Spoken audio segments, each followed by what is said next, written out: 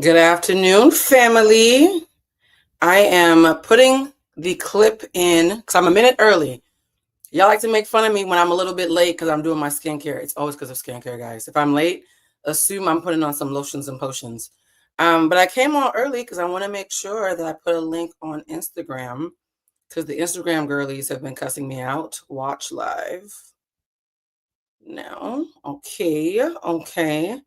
Look, I'm getting better at this every day. I hope I'm inspiring those of you who are learning new things to understand that something being just present and possible beats it being perfect. A lot of people do not learn new things. A lot of people do not make themselves vulnerable and learn new ways to exist with the world because they don't want to look stupid. And I think I've made it clear over the last, let's say, month and a half, I do not care about looking stupid. I care about being a coward. I care about being a bad person. So as long as I'm a good person and I'm being brave within reason, I can look stupid. I don't care. All right. I just posted this. All right, guys. Oh, I smell good. Sorry, guys. Y'all know how the tourist urge to always smell good, even when there ain't nobody else in the fucking room. Oh, guys, I love it. Sorry. All right. So we're going to get started. Today, I have to be as concise as possible. I think my shortest live was like 90 minutes. I'm trying to go as short as my shortest live because I am actually in Boston, Massachusetts. Shout out to the Boston community. Many of you are Haitian or Caribbean or Afro-Latin. And because I'm in Boston, my mother knows I'm in town. She's been blowing me up all day. And so as soon as I wrap up, I'm going to go see my mama. I love her. But before we get started with telling the truth and shaming the devil today, I want us to first, and keep it cute because this is my real friend. I want us to first all wish Jason motherfucking Lee a happy birthday. You guys know Jason as the persona. I know Jason, the actual person. And I am so proud of the man that he's grown to be, the way that he's fed his community, literally and figuratively. And he told me when I first met him, because I met him 5 years ago on my podcast. Humanize has been around for 5 years, I know. In 2020, Jason came to my little studio apartment. I had just moved to LA. I was doing a show with Melissa Ford. And Jason was like, that girl's a star. Like, I want to meet her. He comes to my little studio apartment. I had a whole production team, and we did an amazing interview. And in the interview, his team had told me, here's a list of things that Jason won't talk about. Well, within an hour of me and Jason sitting down, he brought up everything on the list. He's like, I feel so safe with you. Fuck it, let's talk about it. It ended up being probably one of his favorite interviews. He put up on Hollywood Unlocked, and we instantly became cool because that conversation was about him as a person. And that's when I realized, because I had only been living in LA for like a year. That's when I realized, oh my God, in Hollywood, there's personas and then there's people. And so I want to make sure before we start today talking about someone's persona, that we all pause for a second and say happy birthday to my friend Jason Lee. I'm going to say something that's going to surprise you guys. A lot of folks that y'all love are horrible people behind the scenes. A lot of folks that y'all call your faves and think are so sweet are absolute bitches. Conversely, Jason Lee is one of the few people in Hollywood who has always done right by me. He's never fucked with my money.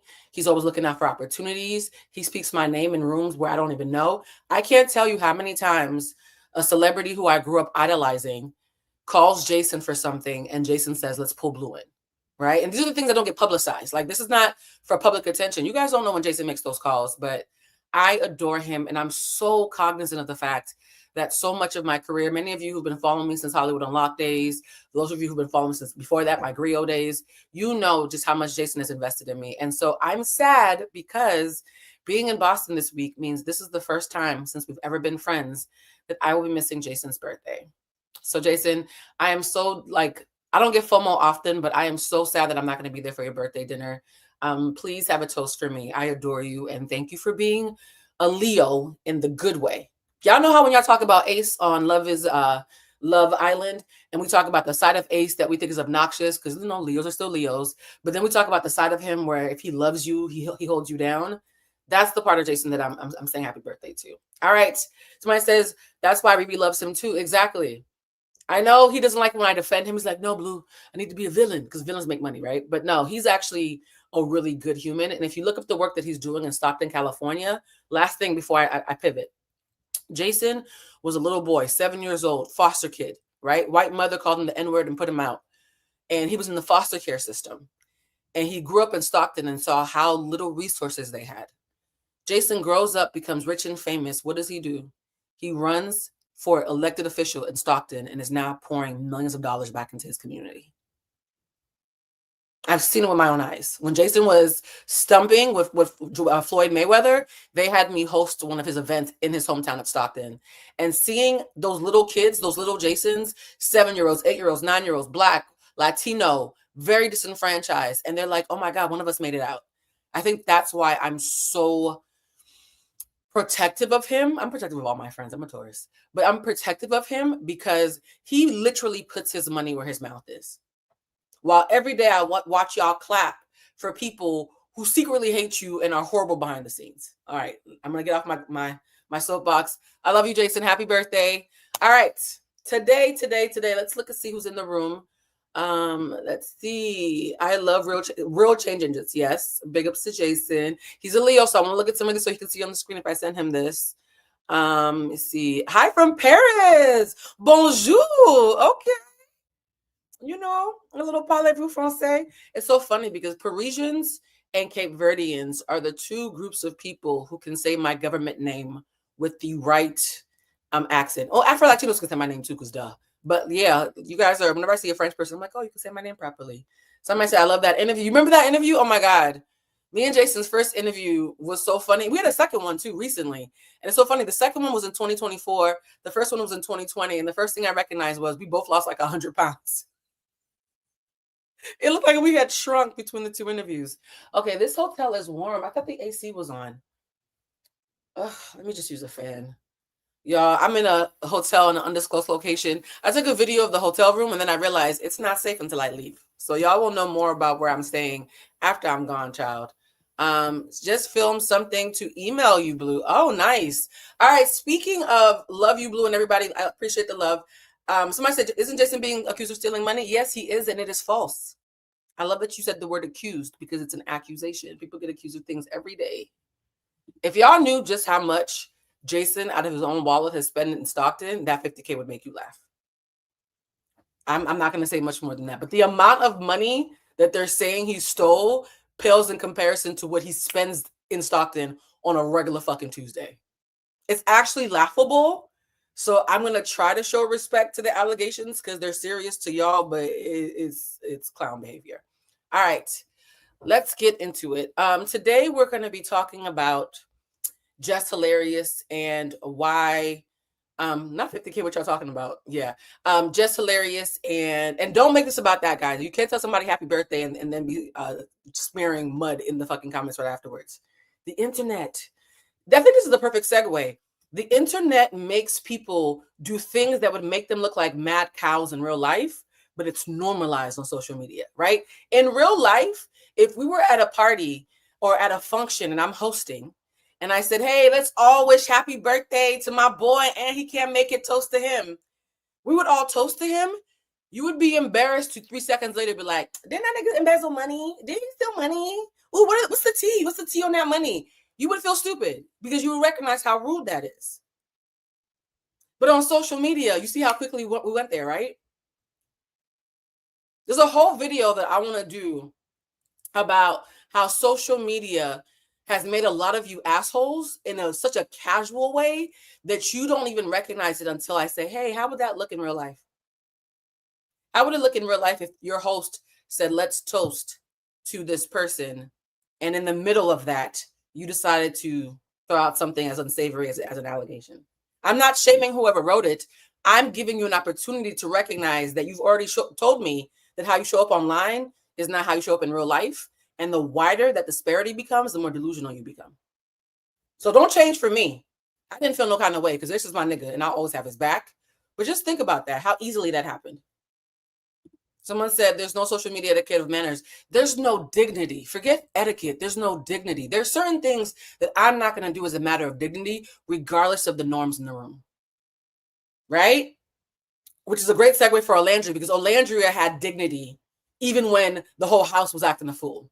And the one time she became human, suddenly she's an asshole. But we'll get into that in a second. Let's look at these comments. Y'all like the live? Yes, like the live. Please thumbs up. Shout out to y'all to get me up to 30K because I had given up on YouTube. I'm not even going to hold you. I'm going to do a video soon about how I almost quit YouTube until probably like 6 weeks ago. No, 2 months ago. Love Island is actually the reason why I didn't quit YouTube, because a lot of you found me through Love Island. Some of you found me through Jessie. Y'all are my favorite because y'all already know how to act right, because Jessie has properly trained y'all. A lot of you met me from Hollywood Unlocked. They've been rocking me for a while. But today, I'm going to, funny enough, be talking about a lot of Jason's co-hosts. So this is me. I just finished defending Jason, how much I love him. Now I'm about to talk about a bunch of women that he used to work with. The show must go on, right? Before we talk about Jess Hilarious and why she's a hater,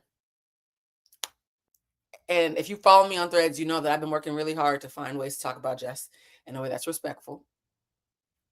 Because I really do believe her edges have something to do with her behavior, but that's inappropriate, so I'm not going to die on that hill.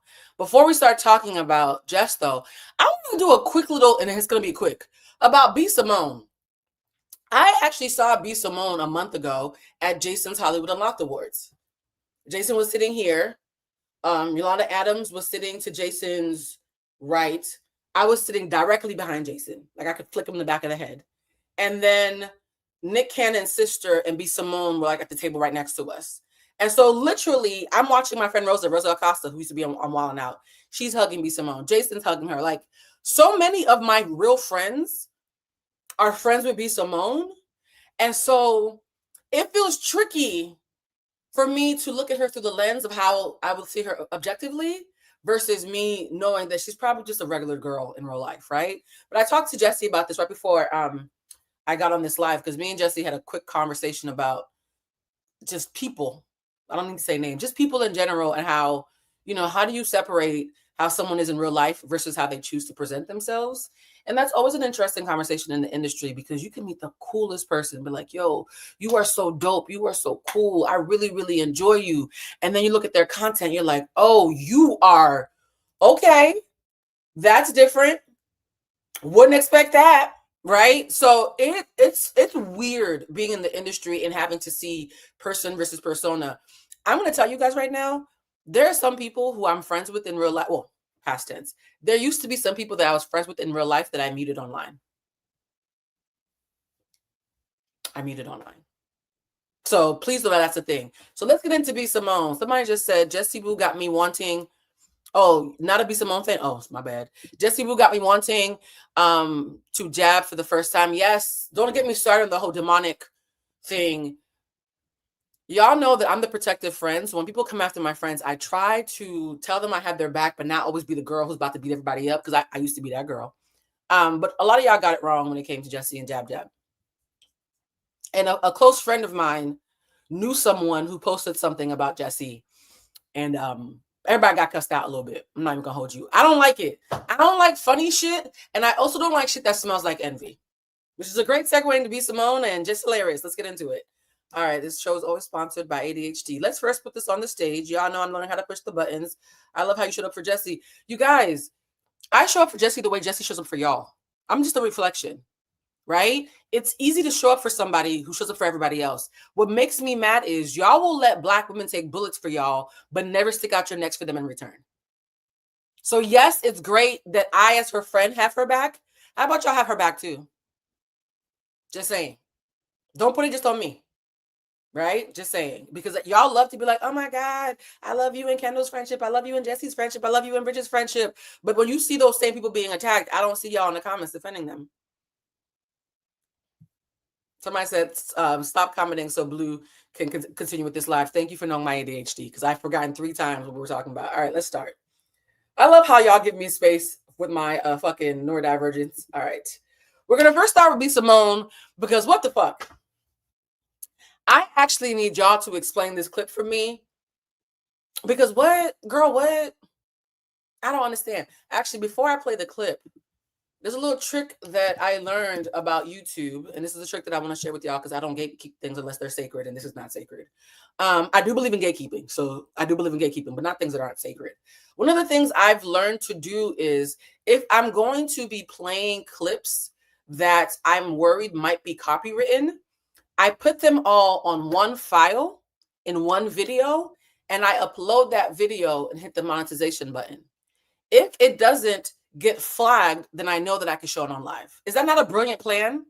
So the reason why you're going to see all these videos in one big old chunk is because I've learned you don't know who's going to get you a copyright strike. So if you upload everything on one video and upload the video as a pre-video before you even get started, YouTube will tell you if it's clear or not. So everything in this video has been cleared.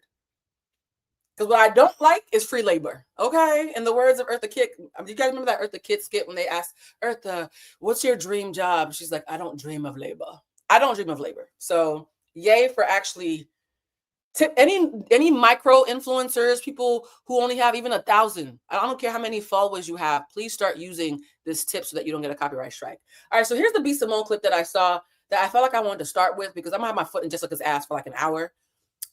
Jess Hilarious, not Jessie Woo. And so I want to make sure that we talk about B Simone quickly before we get into the Jessie Woo conversation.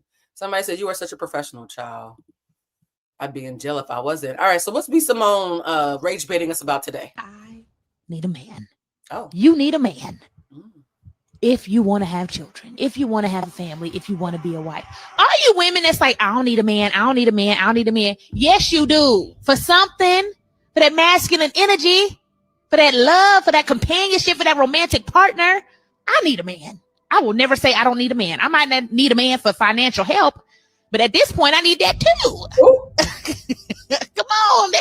I want a man, and I definitely know that I want to do it that way before I even think about children. I want my husband, y'all. I want my person. And in this season, God is preparing me for all things, not just being a wife, not just being a better CEO, but healing my childhood wounds, healing trauma, facing different uncomfortable conversations, scenarios, things that I would have never dealt with years ago. I would have just ran the opposite way. It's like, no, now I'm going to sit in that and heal that and fix it and face it so that I can be a healthy wife. I can be a healthy mom. I can be a healthy leader, a healthy CEO, a healthy business owner, a healthy billionaire. Okay. The next video is going to be by Nicolandria. Y'all love it. Look at it. Production value every day. It goes up a little bit. Why am I posting that clip? You see how y'all in the comments talk about you getting mad already? I'm going to be honest with you. Somebody said she's so goofy. That could go a lot of ways depending where you live, right? I just found out that in LA, you call somebody a weirdo, you get shot. Weirdo doesn't mean anything crazy to me, but there's certain words. Here's the thing about B Simone. And I will say that I didn't watch her because that sounds creepy, but I did experience her when she was greeting my friends at the table next to me at the award show. And my first reaction was, I won't say pity.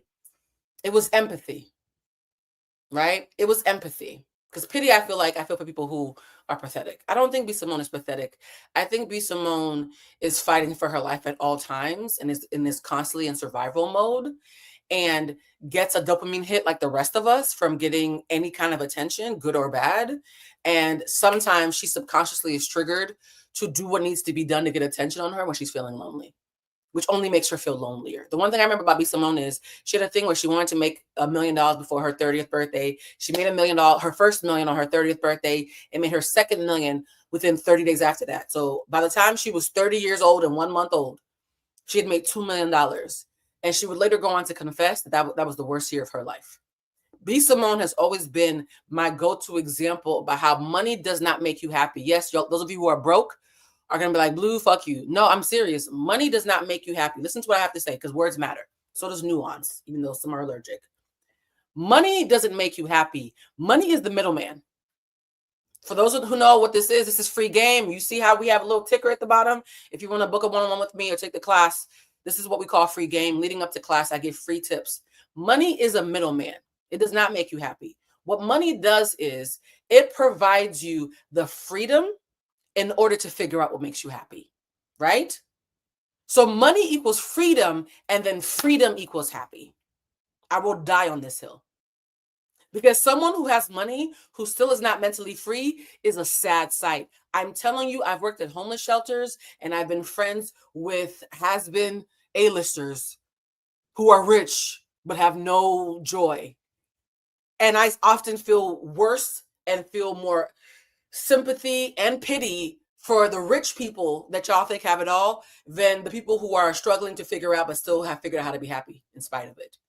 Freedom equals happy. I will die on that hill. When you leave a job that is paying you well, Perfect example of how money doesn't bring happiness. When people quit their jobs that are paying them 6-7 figures, what do they always say? It was eating my soul. I had to leave for my freedom. People will literally give up money for freedom. I know people who would spend every dollar they have for freedom. In my mind, the two most powerful currencies in the world, and this is something that, and I'm about to do something that's gonna sound like a flex. It's not, it's just a fact. I've said this before. I've sat at tables with billionaires before, right? I've sat at tables with members of the Obama administration. I have sat at tables with titans of industry, and they always invite me to sit at the table because they're like, oh, this girl, she don't give a fuck, autism. And so they can tell that I'm not easily moved by optics, because when you're somebody who's have notoriety, or you're famous, or you have a lot of money, or you're very attractive, you're used to people being fucking weirdos around you because you are exalted. When you're around somebody like me who don't give a fuck, it's almost a relief to be seen as a person again. I'm very, very clear that the apathy that my autism gives me is probably one of the reasons why powerful people like me so much. They're like, she really does not give a fuck. If this sucks, Blue's probably going to tell me, and I will, right? And the thing that I've learned from being around so many powerful people who I found fascinating, sometimes sad, sometimes inspiring, but never superior, is that time and freedom are the two things that people who are poor give away and people who are rich buy. Every billionaire that I have ever met, every millionaire that I've ever met, because that counts too, shit, I take a milli. Every powerful person I've ever met, right? Every influencer with over 1 million followers I've ever met is trying to figure out how to get their hands on more time and more freedom, right? Time and freedom. Money is the middleman to time and freedom, but the money itself is just the middleman. Money's not the plug. Money will just take you to the plug's house, right? So if you ever want to fight me on this point about how money is not the ultimate currency, ask a rich person with terminal cancer. Would they rather have their bank account or another year of living with their loved ones?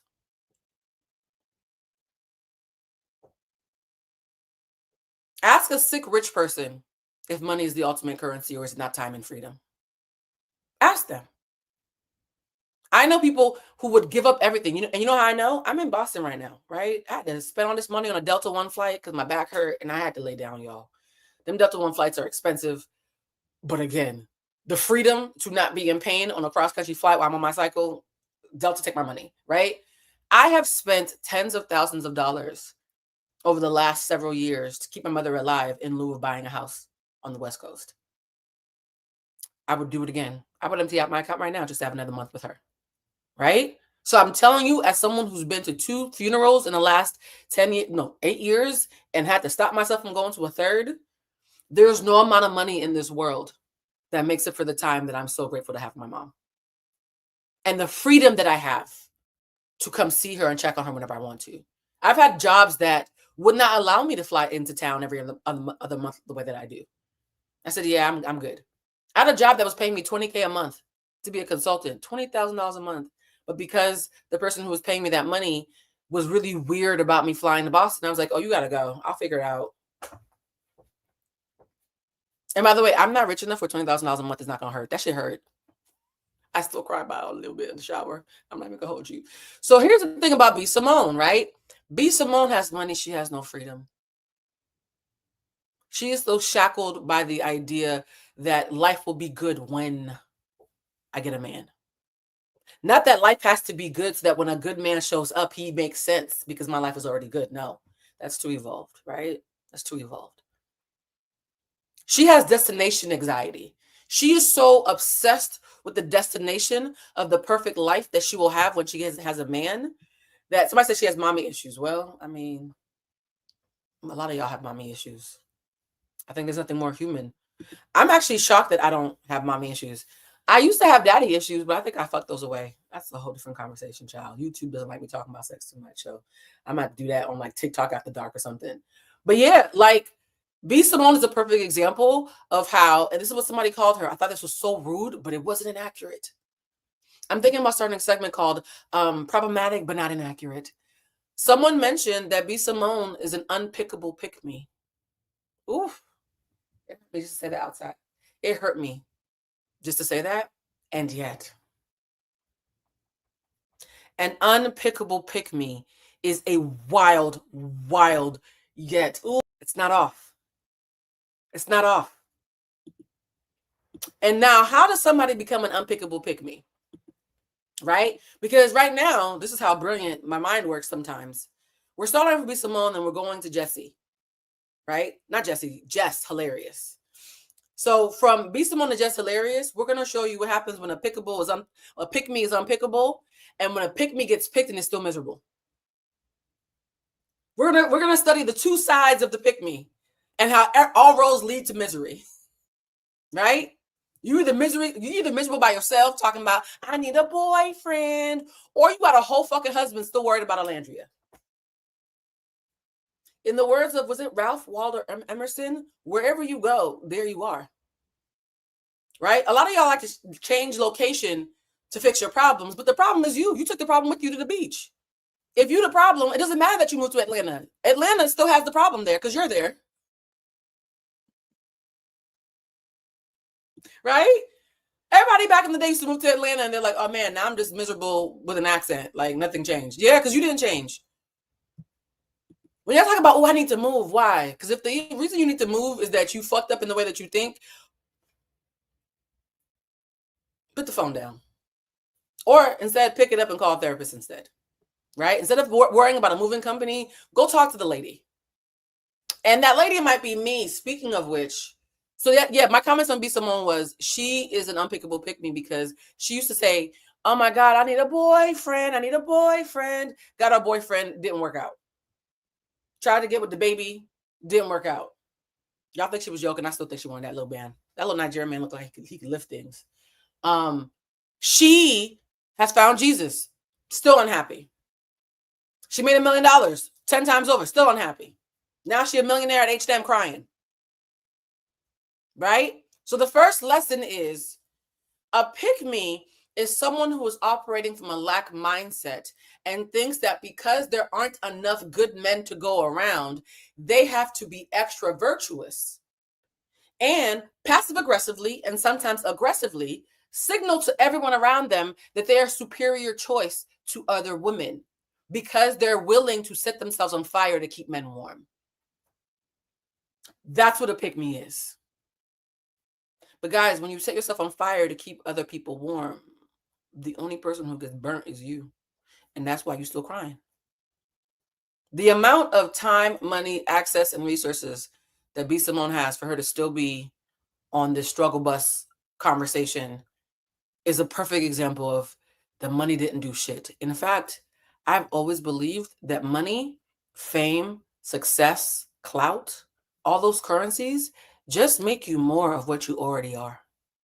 If you have a friend who was really, really nice, and then they get some money, or they lose 100 pounds, or they get popular on social media, and now they're a bitch, they were always a bitch. They were just too broke to let you know. They were always a bitch. Money changed her. No, it didn't. She was always an asshole. She just couldn't afford to be an asshole. She needed you to give her a ride to work. She was always a dickhead. That's not new. That's not new. Now she's a dickhead in Gucci. That's the only difference. She was always an asshole. Money does not change anybody. I'm sorry. I'm telling y'all. There were times where I was unemployed, right? Unemployed. And I would go to the supermarket with $40 when I lived in DC. Because I was in between. There was a whole story at a time I had to do. There was a time where I stopped doing phone sex. I know. Whole conversation. And before I started my production company. So I was doing EQ coaching and academic stuff. And there was a little window when I first moved to DC when I was in between gigs where I did phone sex. And it was very lucrative. But something scary happened that made me quit. That's a whole story time on its own. Yes, come on, Girl 6. I'm going to have to call it Girl 6 because you can't talk about sex on YouTube. So I'm going to call it Girl 6. If y'all see a post called Why I Quit Being a Girl 6, you know what I mean? In that time, I really recognized that, oh my God, I don't move any different. I would take $50 and go to the store, Safeway is what they had in DC back in the day. I think they still have Safeway in DC. I would buy like a pound of ground turkey or 2 pounds of ground turkey, a big cheap box of fucking pasta, some tomato sauce, and some bread and some butter and some minced garlic. And I would make huge spaghetti pasta dinners for all my friends who went to Howard. There'd be like 30 people in my house eating off the $50 that I got from my unemployment check after I paid my bills. Right?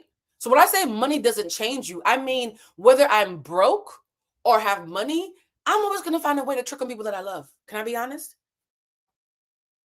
Right? Back then, it was tricking on them with the pasta meal. Now I'm laying in Delta One, getting drunk on mimosas, drunk texting Bridget and my sister in group chats. Still the same bitch. Different tax brackets, still the same bitch. And so for those of you who are convinced that money and a man will make you happy and are not doing the internal work that would make you be the kind of person who would choose the right man and know how to manage the right money, please use B Simone as a cautionary tale. I do not want you to be a millionaire who's lost 50 pounds, who's still crying about how she need a man. In this economy, to be a millionaire crying over H&M and the fact that you ain't got a nigga, but you got a roof though, right? You can't skip the internal work. And it's not lost on me that people who like to skip the internal work hate me. They should. I represent the thing that they're running from. This is how my middle child is. Love to give gifts and cook for people. Exactly. And guess what? If your middle child won the lottery, it'd be more gifts. So, because here's the thing. Because I live in LA, I talk as if I'm going to run into people. I just saw B Simone 6 weeks ago. Like, didn't say nothing unkind to her, right? I'm sure she's a lovely girl. And the little bit I hear Jason say about her, I think he thinks she's a lovely girl. So this is not about her value as a person or dragging her. The truth will set you free, but first it will piss you off. And the truth is, baby, all those external things that you coveted, that you busted your ass and cried and prayed for, and God answered those prayers, you're still sad. You're still sad. It might be time to start praying for some new shit. For you to be still now talking about how everybody need a man. Girl, you got you a man. Did that help? Let it breathe. Where's my lip gloss? Y'all know I be dehydrated during these lives. Hold on. You know, big girls with big lips, we wear a lot of lip gloss. All right. Now that we're done talking about B Simone and me pretending to be the friend that I wish she had, who would be like, girl, that's not it. If anybody here knows her, feel free to send her this video and let her know that not everybody who's critiquing her is hating on her.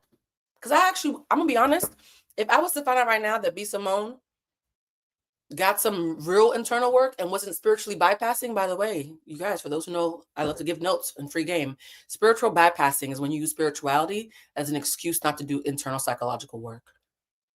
I'm going to just pray God's going to fix it. Okay, God, and maybe a clinical therapist. Maybe a small dose of meds. God could be in the room at the pharmacy. I promise you, God is okay with you going to the pharmacy. Right? Sister's been bumping that Bible. Just thumping on that Bible. Still ain't got her a good man. Let's give him Book of Job. Let it go. All right.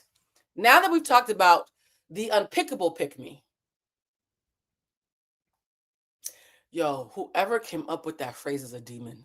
I still, my autism makes me want to acknowledge that it's accurate, but my humanity is like, that's fucked up. Now that we've talked about the unpickable PickMe, let's talk about what happens when a PickMe gets everything she wants. Seems like she's happy and is still a fucking hater. Yes, Jess, we're talking about you, okay? Baltimore, stand up. I lived in DC for 12 years, so I promise you, I'm not scared of her being from Baltimore. I can fight.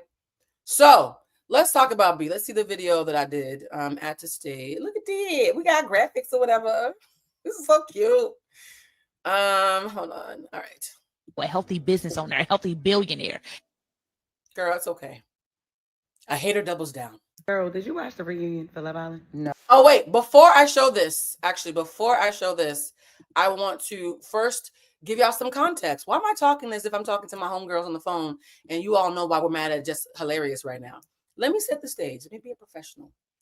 Jess Hilarious recently, let me put this up on the screen instead. Let me remove this and change it to something else. Stop screen.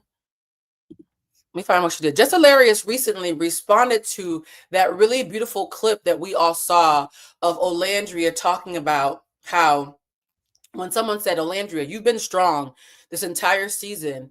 and you talked about how hard it is being a Black woman and having to have a strong face all the time. What's made you soft? What's made you embrace your femininity? Right? And Olandria's answer was, honestly, Nick. She said that being with Nick, a man who provides, who watches to learn, not to manipulate, who prioritizes her safety even when she doesn't even know it's happening and therefore can't reward him for it. A man who just sincerely wants to see her happy without ever needing her to shrink to do so. A man who says, you got to think big, bitch, instead of putting her in a box. That gave her permission to finally feel safe enough to be soft. Now, here's the thing about this statement that has me wanting to cuss Jess Hilarious the fuck out. And shout out to Charlemagne. You told Jason that it was a good idea to hire me for Hollywood Unlocked because I did a great job. So if you would like me to come to the studio and tell Jess this to her face, please know that I will do so. And I think we'd have a great conversation because neither one of us is scared, right? So I thought that Jess was exactly the kind of person who should, and I hate using this word, but who should have clapped the loudest for Olandria. Now, why is that? Why would Blue Chalusma think the same Jess Hilarious who's been picking on the trans community for years because she mad that somebody told her she looked like a boy? Why do I think that she would have the nuance or just the basic compassion to understand Olandria's point rather than have the nasty reaction that she had and said? Somebody said she would be scared to see me coming. Why? I come love and light and you know, other stuff too. Here's the reason, guys. There's a receipt. I cannot post the receipt because that would get a copyright strike because y'all love to post fucking videos with music on it. I don't need to hear the eyes of an angel on a clip from fucking Jess Hilarious, y'all. But anyways, there's a clip that I'm in possession of that I cannot post for copyright reasons of Jess announcing her marriage. And in the announcement, she's in a room full of women getting emotional talking about, yo, I have never been in love till I met this man. I've never known real love till I met this man. He made me feel safe enough to finally love myself. Hey, verbatim. There is a video that I'm in possession of Jess Hilarious saying exactly the fuck what Olandria said. Got it. It exists. I might put it in my stories and just give up the money to God.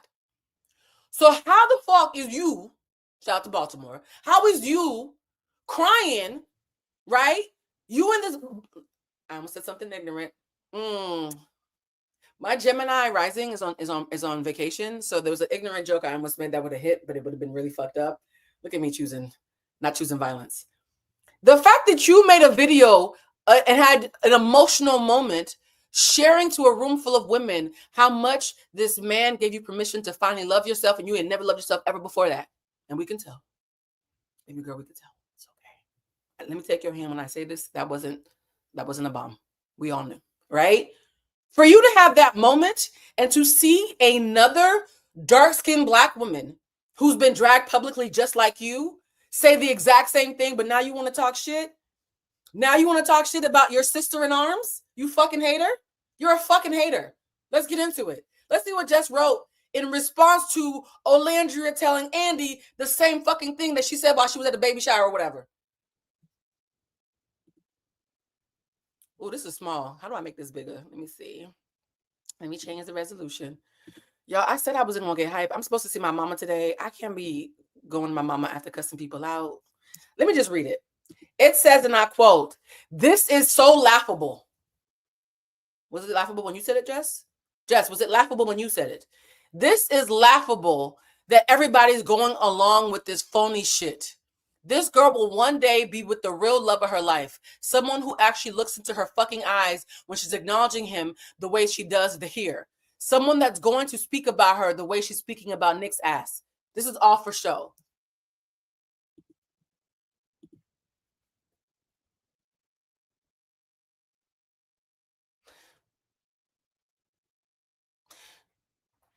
Jessica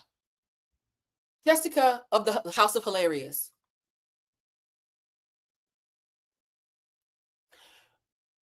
You're married to a man who looks so much like Brittany Griner that you had to acknowledge that and make lesbian jokes about y'all's relationship in your own birth announcement.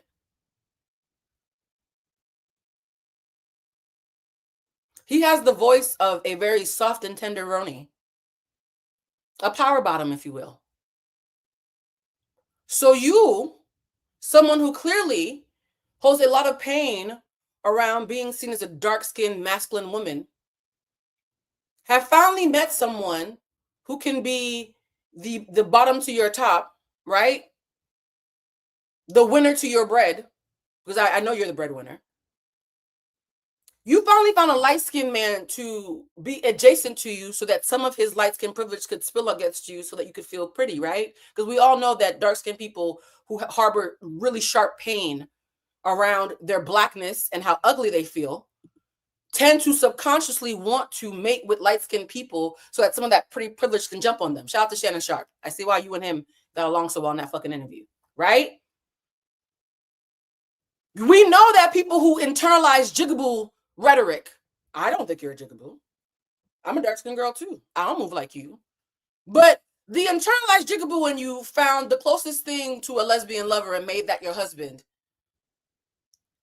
because you thought that's the best option you had, right? You thought that this tall, light-skinned man that back in 96 was probably considered hot real estate, that you getting with him and being chosen by a light-skinned tall man in this economy would make you look good because now you've gotten chosen by the best of our ilk. But because Olandria usurped you and got one better, she said, fuck light skin, I'm just gonna be a white man. And a fine one at that. Who got money, right? We spend his money, not mine, right? I bet you your man knows when those Breakfast Club deposits hit. I promise you he knows. I bet you he knows. And your man's not ugly. I used to date lesbians. I don't mind a tall, soft stud. By the way, as a part of the LGBTQ community, I love taunting heteronormative, toxic bullshit with gay speak. It's called subversion. I'm not being problematic. It's called subverting. Some of you, it goes over your head that when I make these gay jokes, I'm subverting the power structure. Just want to be clear, Clark head. Sometimes I think I'm being a little too clever. So, yeah, let's watch some video. Because I was like, I know that you did not get you a wife husband and are mad at Olandria for feeling the same way you did. That can't be it. Nah, that can't be it. What is it? For anybody saying jealousy, duh. I'm trying to make it sexier than just that. All right. Let's add the video to the stage. What other receipts did I get? Because I feel like a bitch like me probably pulled up a lot. Let's pull up what happened after Jess posted that clip. Because Jess, when she wrote that comment, we were all shocked. We were all like, wait, Jess Hilarious is hating on Nicolandria? I thought she was still making fun of the trans people. When did she stop fucking with the days and turn to Nicolandria? We were all confused, right? And here's the thing for people who think Jess has a point. No, she doesn't. I'm going to say something very, actually, fuck it. I don't need to qualify it. It's my fucking show. Sometimes, in the words of Whitney Houston, sometimes when someone is uneducated on a topic, what they think is a sexy gotcha is just a lazy fallacy. Some of the times y'all be like, ooh, Blue, what about this? I'll be like, that's just false. It's not a gotcha. It's false. Perfect example. Jess Hilarious doesn't know the difference between biological distinctions and social constructs, even though we have advised her on several occasions that if she took a look, it would be in a book, right? Cue the music, Reading Rainbow. Biologically speaking, the only terms that exist are male and female, biologically speaking. Socially speaking, we have man and woman. So when you say that trans people are not biologically women, that don't make sense because woman is not a biological term. I'm speaking slower for the folks in the back. Get a notebook. This is actual class. I teach a class. You can see the little ticker at the bottom. I teach this 3 times a year. Last time of the year will be next month. I think we only have like 3 slots left. Shout out to those of you. I'm almost sold out. Almost sold out. I think we only have like 3 or 4 slots left. But words matter. And when people lack education around words, that's when they become confused by stupid arguments that sound sexy from a place of ignorance. So once you understand that the only biological terms are male and female, right? Biologically, male and female biological terms, but that man and woman are something that human beings made up to understand the social constructs of the gender binary. You literally cannot say that trans people can't be women because biology, because women was never about biology to begin with. That's not how that worked. We made up women the same way we made up power bottom. By the way, shout out to heterosexual men who are still, you know, a little queer in the bedroom. I'm not shaming him if he's a power bottom. I might be channeling, right? You doing the bending, Jesse? You doing the bending, Jess Hilarious? Huh? So, and by the way, what you're seeing right now is disdain, because I'm actually really disgusted. I'm actually really disgusted by how this woman refuses to heal and keeps bleeding all over everybody. So after Jess did this weird comment in the shade room where she knew that she was going to get attention for fucking up what was otherwise a beautiful moment, right? Even people who don't like Nicolandria, because you don't have to like Nicolandria, right? So this is not about liking them. Even people who don't like Nicolandria thought that moment was sweet as Black women. There were Black women who were like, I'm not sure about Nick, but I love that fucking moment for our girl. And Jess was like, nah, I can't see another sister in arms happy. I'm supposed to be the only bitch up here happy, right? So let's see how Jess responded to the backlash. Because what did she do? She's the queen of the double down. She doubled the fuck down. Let's put it back on the stage. This is what she did when she saw that everybody was mad at her. No, I saw clips and I'm over it. I don't know. I'm not Healthy billionaire. Oh, sorry. There we go. Girl, did you watch the reunion for Love Island? No, I saw clips and I'm over it. I don't know. I'm not believing this Nicolandria hype. Oh, I'm glad you said it. I've been looking at her sideways since that podium game when she wrote all them anonymous questions for Taylor because he picked Clark. Girl, like literally crashing out. And when Taylor told her, wait, I've been looking at Olandria funny since the podium game when she crashed out on Taylor for picking Clark. Let's pause there for a second. And this is supposed to be a skit. And normally, it's 11. There was 11 people in here. Now it's 11:14, but still, angel number. Usually if it's a comedy skit, I would not hit pause because I know that when it comes to comedy, timing is important. But lucky for us, this wasn't funny. So there's no comedy to protect, right? The skit wasn't funny. I normally would cringe if someone stopped the skit early, but the skit wasn't skitting. The skit wasn't skitting. What you're hearing Jess Hilarious immediately tell you is she's one of those pick-me's who gets mad when a woman gets angry at a man publicly, because I don't care if that man beat your ass, you better not embarrass him in front of people. One of those, right? Arbitrary example. I'm not saying she said that, but it's the same energy of the minute a woman raises her voice to a man in any capacity, even if he's been abusive and psychologically toying with her for weeks, she's immediately a bitch because we're not going to get picked. Matt's not going to pick us. You can't be black and loud, Olandria, right? Because this is all about, oh, honey, it's past 9:39. We're up to 1100 now. You can't be in a space where you are internalizing your shit and not recognizing that you're mad at your reflection. Can we pause on that? I'm very fucking clear that if Olandria went through some hard times, she might look like Jess Hilarious on a good day. So the part of Jess Hilarious that hasn't healed, when she sees a woman who looks like her from a very far distance being sassy with a man in a way that she would never give herself permission to, because it's already bad enough that I'm black and masculine, can't also be loud, right? Rather than seeing that our sis was defending herself after weeks of biting her tongue, she instead had disdain. She thinks that black love, the perception, the brand of black love is more important than the safety of black women. That sounds about right, don't it?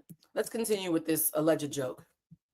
you want me to keep you here, but I'm not. This everybody experience. I'm not doing it. I mean, she was butthurt and she didn't want to go home. Taylor was playing little games though. Olandria, you were so locked in with Taylor, you wasn't even talking to other people. And let's keep it 100. So the alter ego who's supposed to represent people like me who make sense. The fact that she can pretend to be people who make sense means she knows a little bit of sense, right? She's saying that even though Taylor was playing games, it was Olandria's responsibility to entertain other people. Here's the thing. Normally that makes sense. But when somebody's being gaslit, they don't know they need to do that. The entire point of gaslighting somebody is to rob them of their lived experience and make them question their reality. So yes, if Olandria knew that Taylor was cool on her from the beginning and then was just being a weirdo who was just delulu and stuck on him, then yes, that would make sense, because that's probably what happens to Jess, right? Because this is all projection. She's been in what she's saying about Olandria is what she probably said to herself crying in the mirror, pretending to be Issa Rae, right? She probably does like diss tracks to herself in the mirror. So a million times she's told herself, girl, you so stupid. Why didn't you entertain other niggas? Because you knew that he didn't like you like that. He just wanted some of that Breakfast Club money. So now it's easy for her to put that on Olandria, which she missed though. Olandria might look like you in the eyes of someone who's legally blind, but in real life, she is not you, friend. In real life, she was being love bombed so heavily by Taylor that even Ian, the announcer of the show, said up until Taylor revealed that he liked somebody else, he would have banked his last dollar that Olandria and Taylor had a real relationship. He was love bombing her so bad, even the production team thought he really liked her. The only people who knew that Taylor didn't like her were the editors who were pumping out episodes to the audience. The villa thought Taylor really liked her. So why the fuck would a girl who's being courted by a man who's convinced not just her, but everybody around them that he's locked in on her, and she's a Southern belle who believes in loyalty, why would she have the burden to entertain other people?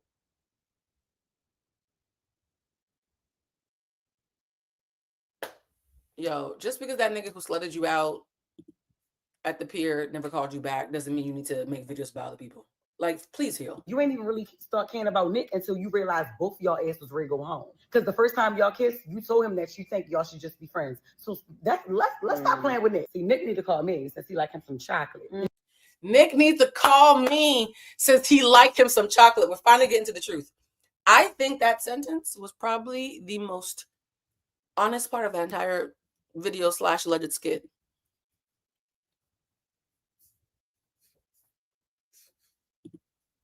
Nick needs to call me since he likes some chocolate.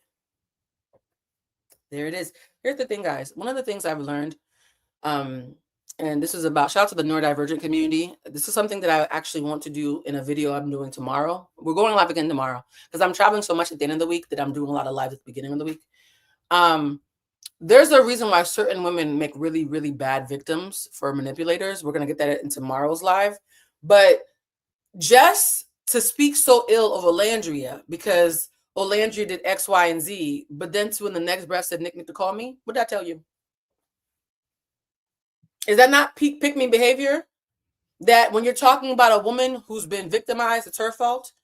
When you're talking about the man who's allegedly her co-conspirator, suddenly he's still desirable. Somebody said, low-key, I think Nick clocked that Taylor wasn't into Olandria, of course, like that, but Nick gave Ola the space to still go after what she wanted and respect her wishes. Exactly. Thank you for that. We're going to get into that. Because y'all know I have a response about the Nicolandria hate. You ain't got to love them, but you also don't have to hate them. Like, apathy is also like a really cool middle ground that some of y'all skip. Let's watch the rest of this horrible video. I can't say it. He'd probably go for less problematic chocolate. You're more dark chocolate. Bitch, your stepmother dark chocolate and you hate it. Sade. I don't care about that. Anyway, Hutta wasn't there. And that's crazy, right? I mean, well, we all know why she wasn't there. No, tell us, Blue's Clues. I mean, well, everybody's acting all like Olandria and Shelly were the mean girls when it was Hutta. Like, the way she talks to men is so egregious. Girl, who the fuck is that? That was a...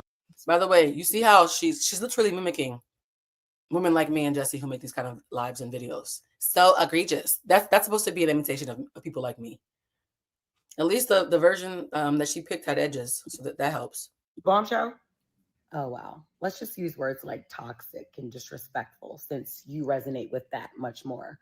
I mean, the way she treated Chris and then turned around and asked him to carry her was repulsive, which means disgusting, Sade. Bitch, I don't care. Even after the girls showed you nothing but loyalty with Jeremiah, whom you blatantly disrespected by calling him a bitch to his face. I mean, my mom would never talk to my dad like that. Well, your mother never talked to your dad again, God rest his soul. Sade. Hutter goes and twerks on Ace's face. And they had her back the whole time with Jeremiah. She didn't want anybody to talk to him, not even the camera crew. And what's crazy is the couple that won, ain't nobody even talking about them. Pepe and Amaya. That's because her ass probably somewhere crying. Shit, she was making me cry the whole season. I'm saying right now just talking about her. Yeah. Here's my thing with So here's the thing. And I'm going to pull up something from Dwight because Dwight is not part of Nicolandria, and I wanted to have somebody who's not part of Nicolandria also speak on this. The fact that Jess was able to imitate those of us who like to be on the right side of history that well has confirmed something that I've always suspected. Jess is not as stupid as y'all think she is. But here's the gag, though. She's also not as smart as she thinks she is. Jess is not as stupid. I'm going to tell my sister, don't text. Don't text, I'm going live. I thought she was in the live. In live. Don't text. I'll react. All right. So back to what I was saying. Jess Hilarious is much smarter than what she presents to the audience and also less smarter than what she thinks she is in real life. And that is a very dangerous perception gap to operate from. Because it means you're always way more cunning than people are giving you credit for, but also causing way more harm than you actually realize. That's scary to me. Operating from that kind of space is scary to me. Isn't there not enough lights in this hotel? I just realized it's a little dim in here. It's okay. So I want to talk about why I suspect Olandria is the person who got on Jess's radar. Because honestly, Jess has been on the anti-trans train for so long. I thought she had lockjaw. I thought she only hated like trans people and random gays. But the fact that she chose to take a break from the J.K. Rowling School of Hatred to pivot to Love Island is telling me, number one, she's probably trying to get engagement, right? Because her jokes have not been hitting, and so her revenue is probably suffering, even though Breakfast Club is paying her very well. Or there's something about this that feels personal to her. And there's a guy named Dwight Thomas. You guys tag me and him under each other's videos all the time. I love his content. We follow each other. No, I follow him. I don't think he follows me. And one of the things that I wanted to do is I wanted to be fair, right? I don't need to be right. I just need things to be as just as reasonably possible. I wanted to listen to what someone who was not a Nicolandria fan thought about Jess Hilarious' skits and her double down. So this is what Dwight said. the whole Jess Hilarious and Nicolandria situation. Number one is that I don't think we're actually addressing the problem, which is that the skit was ass. Yep. It was horrible. And I'm saying that as somebody who used to be a fan of Jess Hilarious skits when she first came out all the way through the pandemic. Now that we got that out the way, I can appreciate different perspectives on the relationships that came out of Love Island. And I understand how people could be skeptical of Nicolandria because I initially was skeptical and then became a believer, and I'll explain why. Olandria kind of touched on this on Cousin Kiki's podcast, but Nick is a white man from Florida and Olandria is a black woman from the South. Mm-hmm. When you think about the places that they come from and you think about prejudice and biases that typically exist in those places, you could see how they probably wouldn't be a likely match outside the villa. And over time, we saw their feelings for one another mature. They obviously had to go through some hurdles and different obstacles. And honestly, sometimes you're just not instantly attracted or connected to a person, and it takes time. And I think we saw their relationship and their feelings for each other mature in front of our own eyes. Now, with all that said, you can still be a skeptic. Yep. Here's my problem with Jess Hilarious. You've seen the public scrutiny that Olandria has faced both being on the show and coming off the show as a black woman, and you decided to add to that by creating this skit and fueling the fire even further. And then she already addressed the situation with Taylor, and we understand why she was moving the way that she moved, but instead you chose to come on here and make it seem like she was a pick-me, which is strange behavior. Especially when you've been at the center of people scrutinizing you publicly because they disagreed with something you said or did. It just ultimately didn't feel like something that needed to be done or said. And the way that you decided to critique it felt strange and a little bit haterish. Haterish. Now, this section is called When He's the Prize and You're the Wheelbarrow. Why did I call this upcoming section of the video When He's the Prize and and you're the wheelbarrow. First of all, shout out to Florence for finding a video of a man calling himself a baddie. Because so many of y'all, let me put this down for a second so you can see my face. So many of y'all dragged me when I told you that men are out here calling themselves baddies on dates.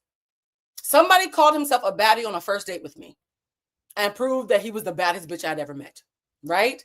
And y'all were like, Blue, you exaggerated. You just trying to go viral.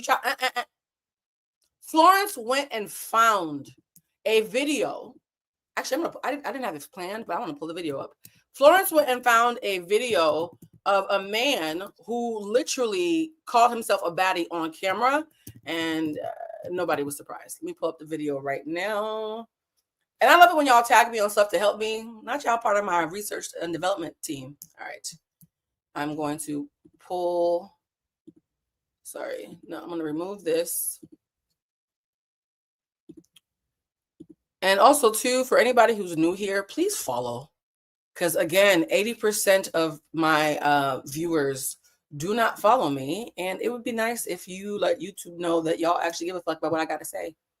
All right. What's your name?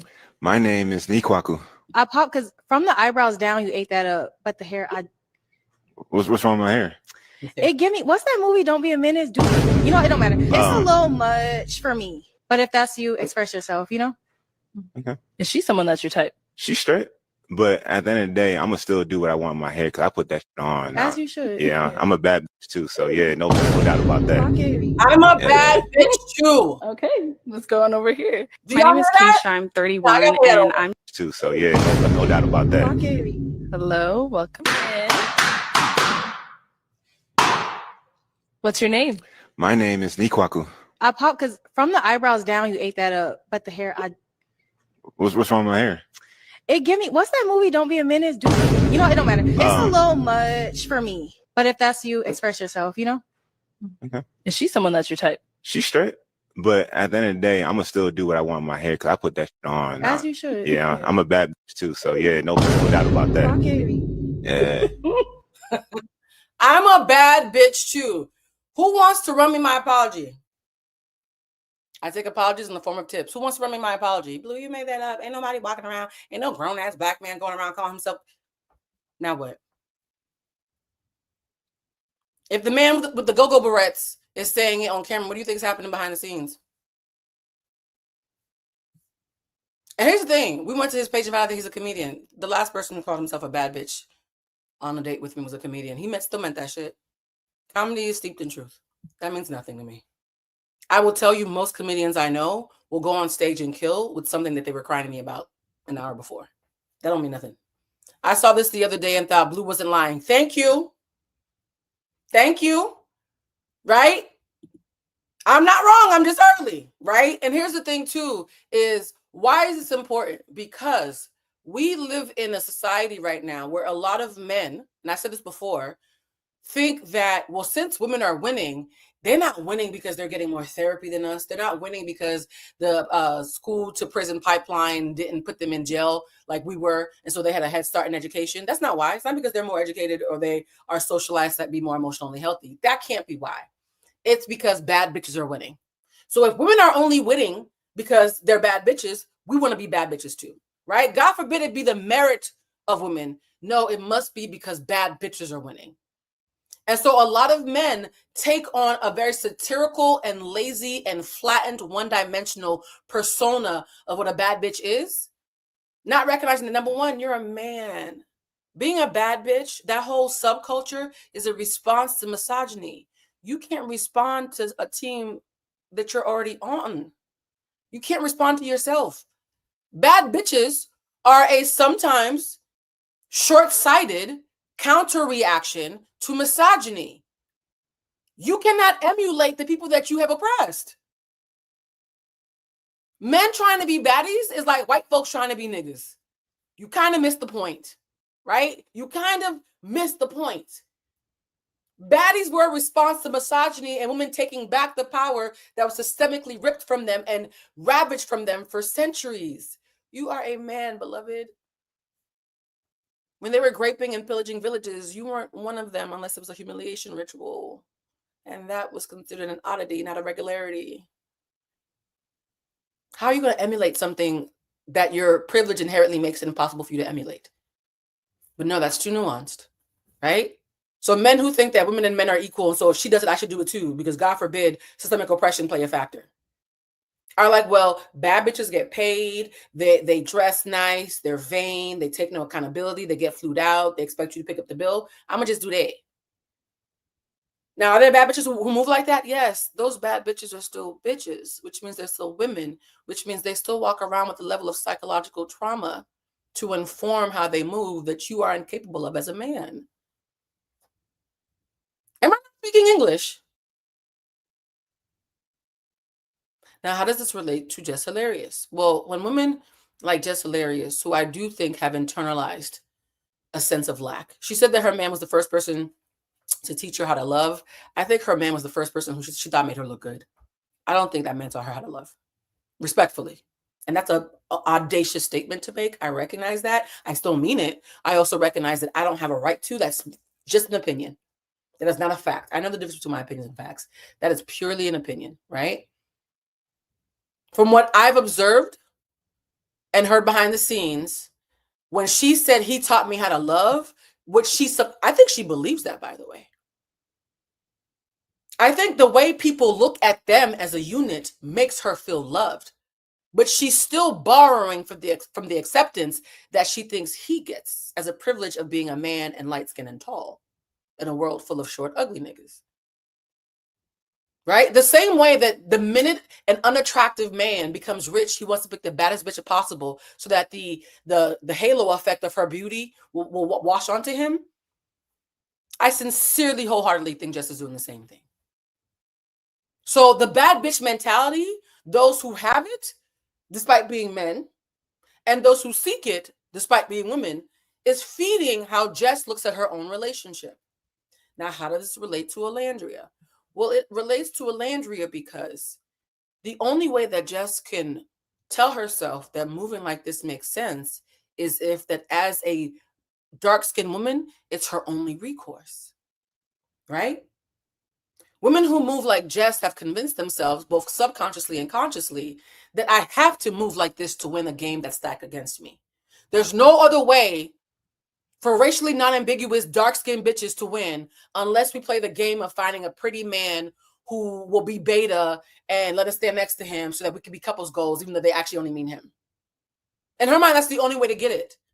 So imagine the cognitive dissonance she must feel watching someone who is her shade, if not darker. Because Olandria's melanin is like ancestral DNA. Oh, that girl is so beautiful, right? Watching someone who is her shade, if not darker, not as popular as her, not even as rich as her, somehow skip the line to get the thing that she convinced herself was impossible? Would that not subconsciously trigger you too? Even if the person cheating is giving the same speech you just gave? Jess is triggered because Olandria's abundance is a reminder of her lack. What did we say earlier about pick-me culture and just a lack mindset? People who are operating from a lack mindset need to believe that we're all operating from a lack mindset, because if abundance is actually possible, instead of thinking that they're being realistic, they have to just admit that they're being cowards. Would you rather be disdainful and a hater or a coward? Right? I am often the real version of something that somebody else is pretending to be. So when I walk into the room, just being sincere and authentic, my mere existence is a threat to the facsimile that was holding court before I entered, right? When the real walks into the room, the fake gets nervous. That's just the law of polarity. That's not even a matter of opinion. That's just science and physics and human nature. But let's see why I want to talk about being the prize, because this idea of men wanting to be baddies now, and men being seen as baddies by pick-me's, while pick-me's are taking on a masculine role while borrowing from the feminine adulation that their prettier men get. That is feeding so much into why Jess moves the way that she moves when it comes to relationships. Let's watch this. And guys, if I'm going too fast, let me know. Y'all know I got a Cuban tongue. Okay, everything sounds like I'm speaking Spanglish. Okay, so let me know if I need to go slower. Mitson said, Jess is also triggered because Olandria hasn't been. Oh, we're about to get into that. I love how y'all understand me. Oh, I love y'all so much. I love y'all so much. The person who told me, Blue, your lives are too academic. Nobody wants to hear that shit. Well, tell the 1,300 people in here. Let's watch this. Hey, yo, what's up? So I did a photo shoot with my boyfriend. He's a very beautiful man. This I know. But this ain't us. He's a very beautiful. She starts a video about her engagement. Or her, this is either an engagement, a baby announcement, or both. Because you know the girls like to do everything real close together. Shout out to AD. We're going to get into AD tomorrow.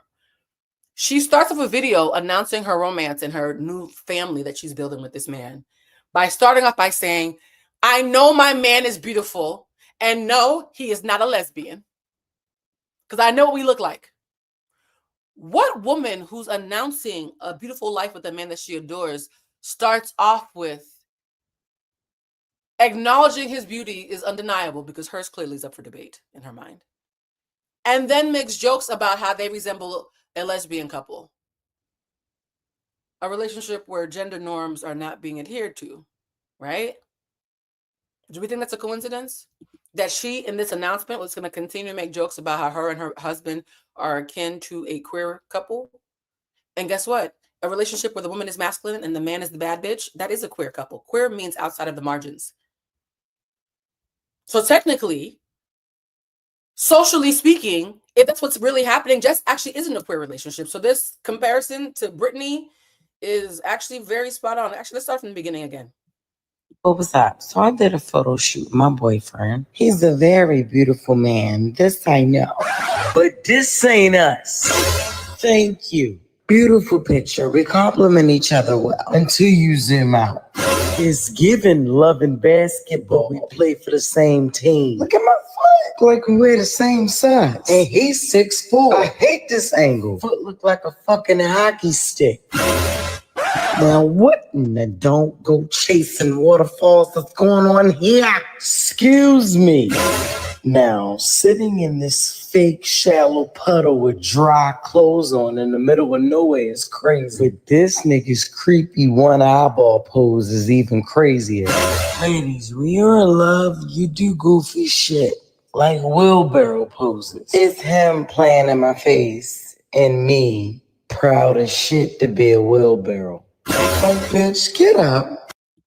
It's him playing in my face while I'm proud as shit to be a wheelbarrow.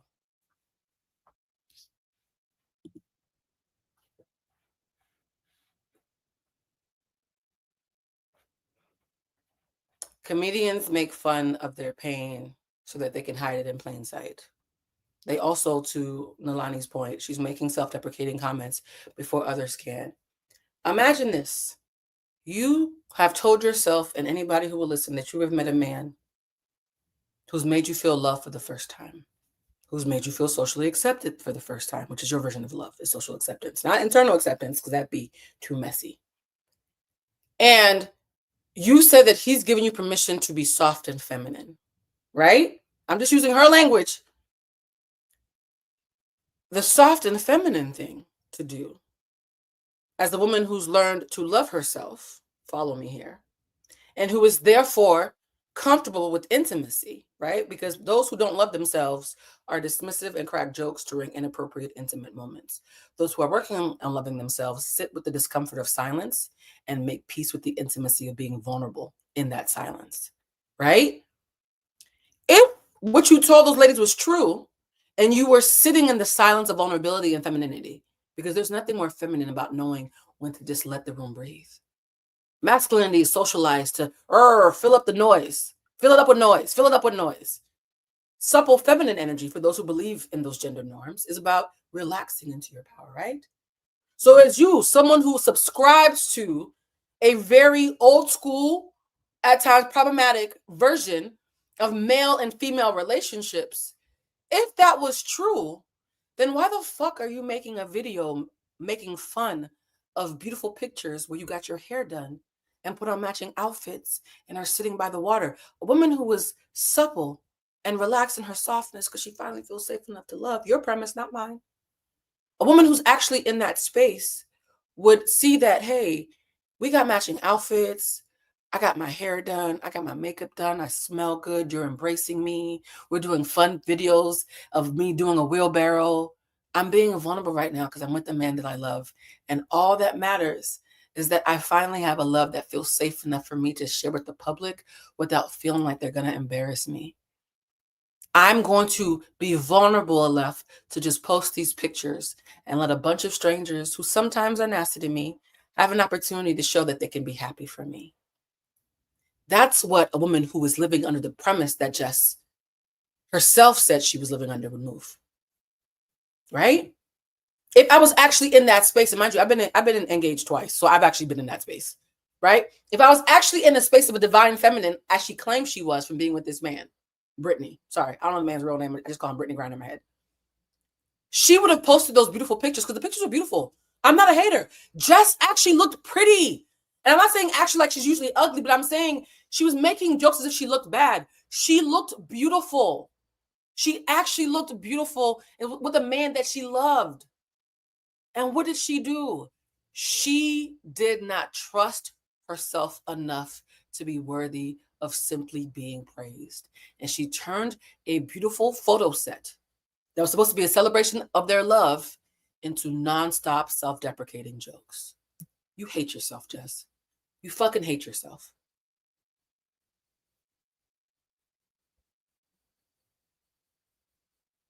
You looked beautiful and you still didn't fucking believe it. I'm not a hater. You looked fucking beautiful, Jess, and you couldn't just sit in it. So if you cannot respect the sanctity of your own fucking relationship, am I surprised that when Olandria, and here's the gag, guess who could sit in their femininity? Guess who didn't crack jokes? Guess who was vulnerable and told an audience that could judge her how much her man means to her and give them an opportunity to either clap or rip him to shreds?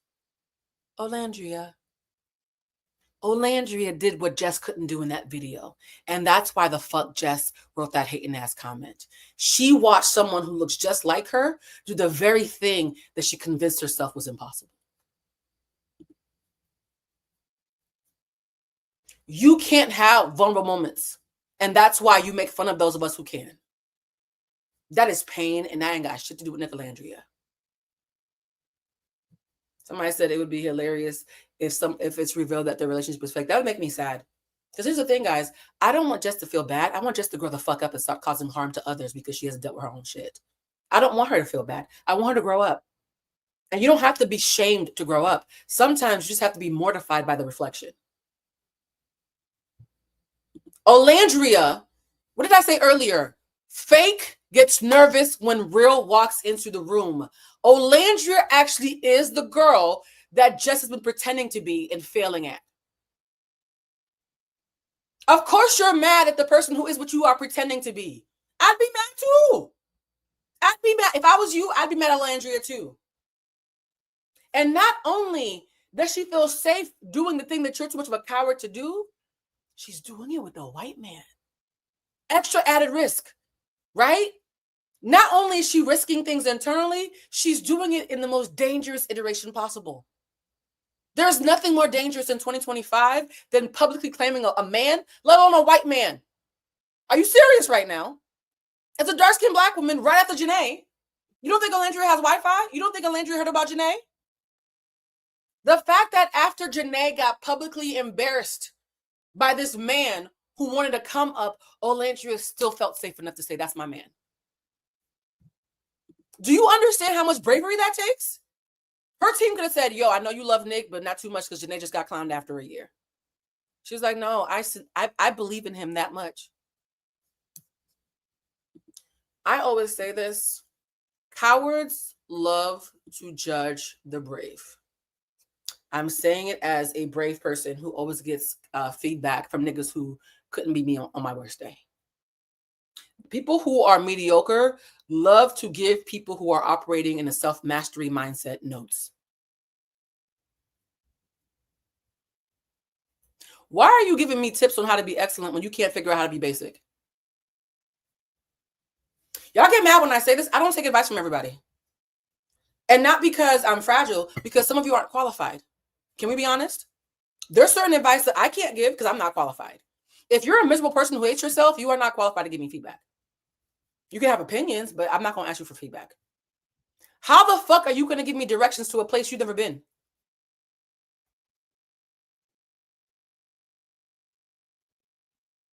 I'll wait.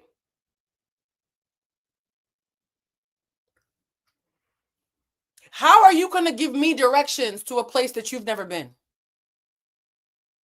That's why, respectfully, sometimes when y'all come at me crazy in the comments and I do my best to answer y'all, I'm like, oh, honey, I could very easily make you cry right now without breaking a sweat because you are so out of your element.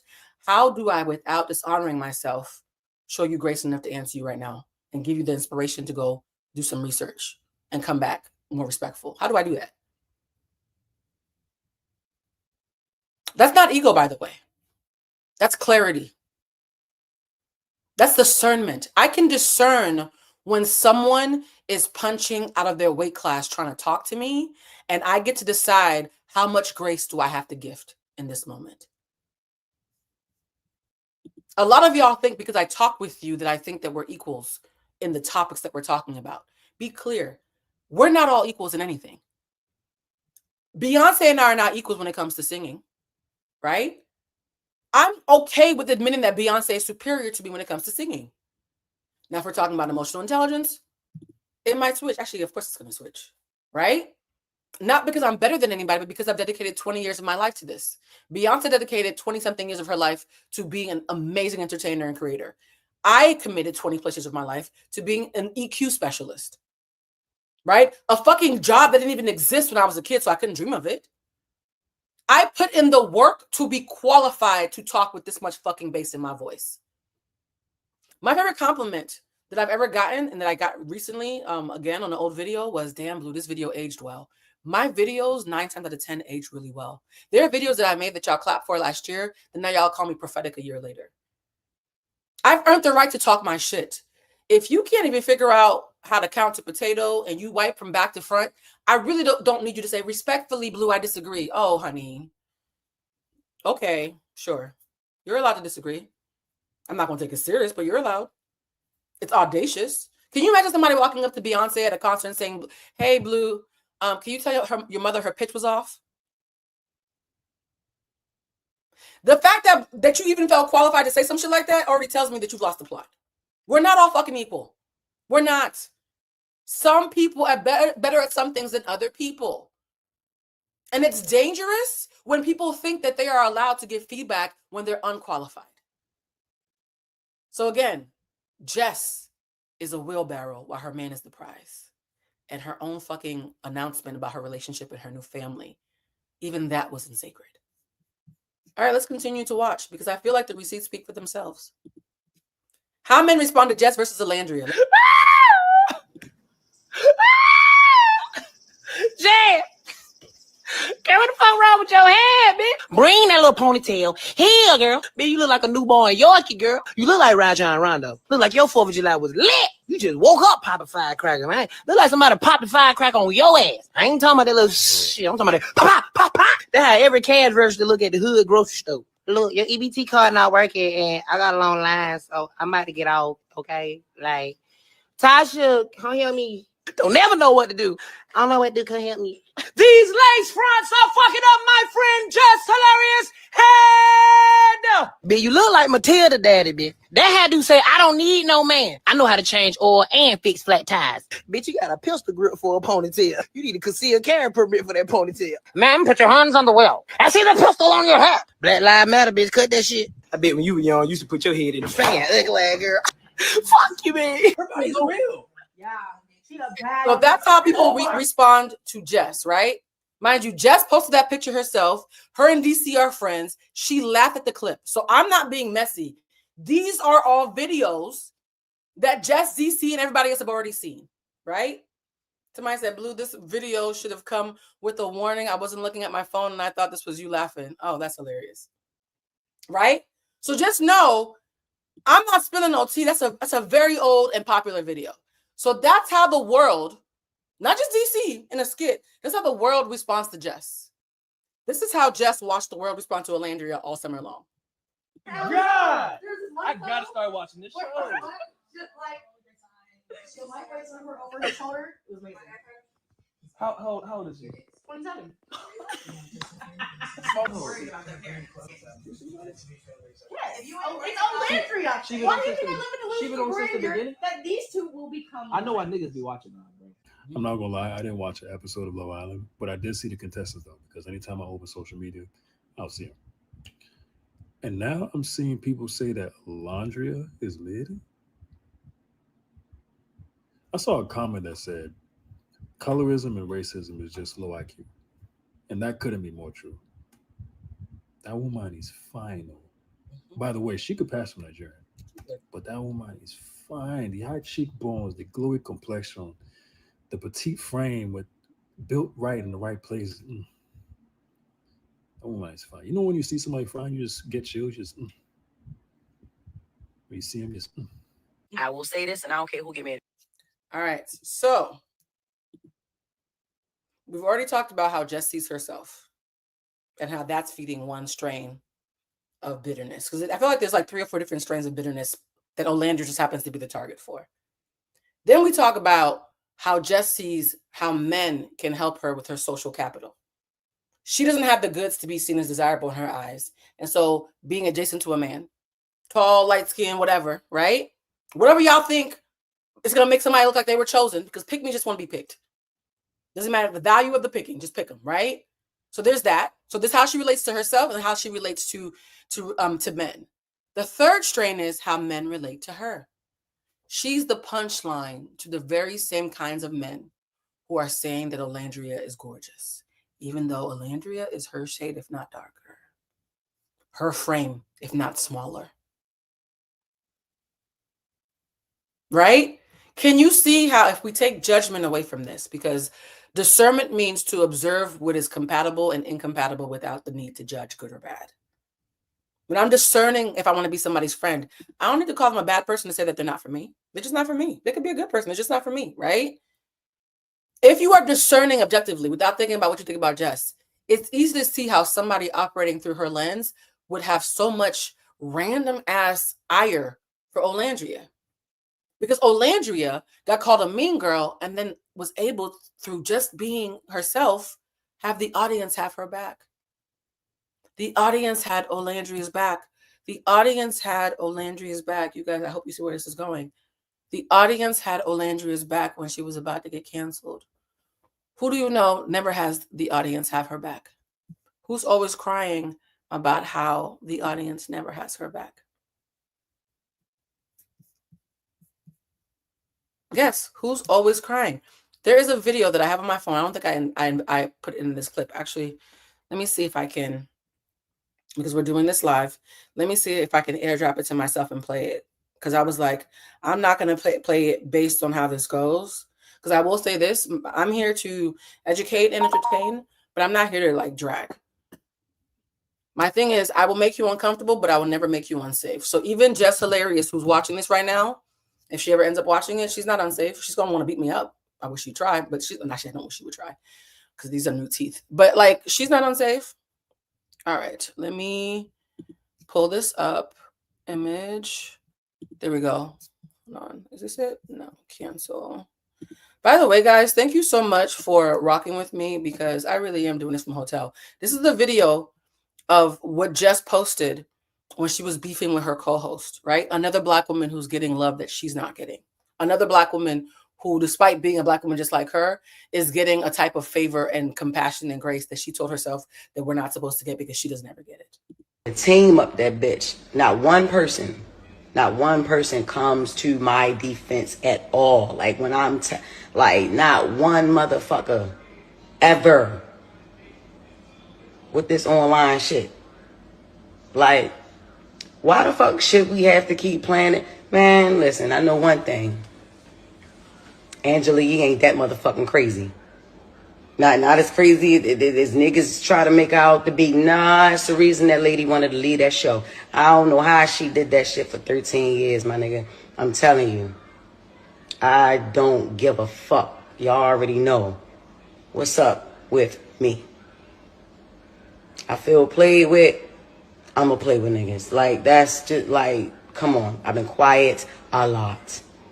If Jess Hilarious is quiet, it's a motherfucking reason. I always got my motherfucking mouth open. All the time. How about y'all clear some of this shit up for y'all? Someone said, I love your takes. I need you to analyze how Taylor has been treating Clark these days since Jess is all about Black love. Let me tell you, Taylor and Jess are the same person. So that's probably why she liked him so much. Taylor thought that he was likable, more likable than Olandria, and that because in his mind, Olandria is not as light or pretty as Clark, he really does believe that Clark is much prettier than Olandria, even though I think they're both gorgeous girls. And so he thought, I just got rid of this piranha that nobody else fucking wanted, who almost got sent home mad times, for this bad bitch who looks like the kind of girl I could do a photo shoot with. And I already know that I'm loved because the boys are always gassing me up. I'm about to stunt on these bitches. And he came out to Nicolandria. Taylor thought that he was way more loved than he really was, and he's taking it out on Clark. That is my assessment. Clark's job was to make him look good, and she failed at her job. And not only did she fail at her job, she also overshadowed him. Because Clark, how is it that the girl that you were going to use to hate on Olandria doesn't even talk? Give us nothing, Clark. And still is the catchphrase of the fucking summer. That means the pretty girl that you played with and the pretty girl you chose both surpassed you. You might be the problem. Mediocrity has been chasing you and it caught you. It caught you. To catch an L from both of them, that's why Taylor's acting like this. Clark, you are a pretty light-skinned girl who knows how to put that shit on, and your makeup looks like it's airbrushed, and your weave is always fucking late even when it's 100 degrees. You were supposed to make me look good. How the fuck do they still like Olandria and Nick more? And why, when they talk about us, why are they only talking about you? What the fuck is Clark it? Taylor it. Taylor it. Not the same, right? Not the same. So yes, Taylor is as bitter as Jess, which is why Jess keeps caping for him. That's the reflection of her that she can live with, right? The reflection of her that she sees in Olandria of what she could be. The aspirational one that would have to require her to grow, nah, fuck that. I'm gonna be in the shade room being a fucking hater in the comments. But Taylor, the ain't shit nigga who's gonna waste people's time, she loves that shit, right? Baltimore, stand up, huh? She loves that shit.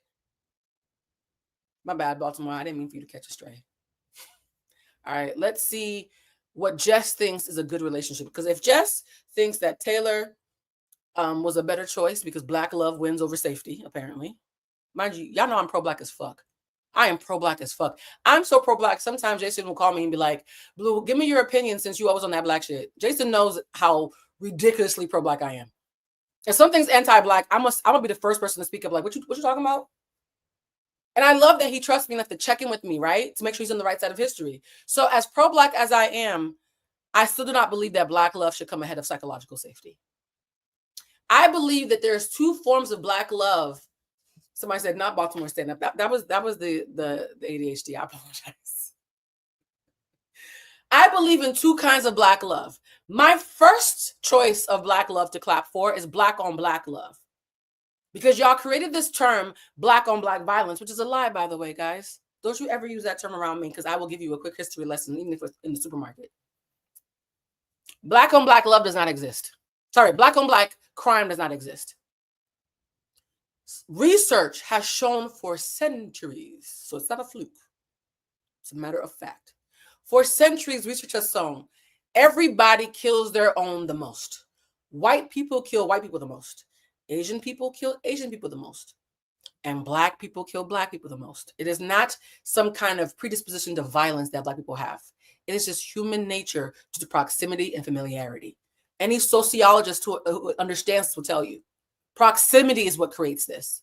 There's literally a term that says familiarity breeds contempt. That's what they're trying to convince you and rebrand to you as Black on Black crime. Something that every other group in the entire history of time has done. When we do it, suddenly it has a name, right? So when you use terms like Black on Black crime, what you're doing is you're subscribing to this false narrative that we are more pathologically predisposed to violence than other groups. And the gag is it's the opposite. The gag is it's the opposite. How many niggas do you know who will literally watch somebody in their community get murdered? Murdered. Be crying at the fucking vigil. But as soon as they see a cop doing the Dougie on a Facebook group, they're like, oh, there are some good cops out there. We're over forgiving to a fault. It's been the source of our demise. So the irony that the most forgiving group in history, because if niggas were as mad as we should be, a lot of this would be different. I'm not being radical, I'm just saying the facts, right? If Black people were who y'all said we were, America would have been burnt down a while ago. You guys love to call us violent while banking on our grace. So for me, Black on Black love is the antidote to Black on Black crime, the fallacy of Black on Black crime. So that will always be my first choice. My second choice is a Black person being loved properly by whoever the fuck they fall in love with. That's my second choice. It's a very close second. If you are running towards love and not being anti-Black and running away from your community, and someone is loving the dog shit out of you, and they happen to speak in cursive, I'm okay with that. I'm cool with that. Black women being loved properly makes me happy. Black men being loved properly makes me happy. Black women and Black men loving other people well makes me happy. And when they love each other, that's the ultimate high. But I can get high several places before that, right? So Jess has this warped sense of Black love where it means by any means necessary. That is pick-me behavior.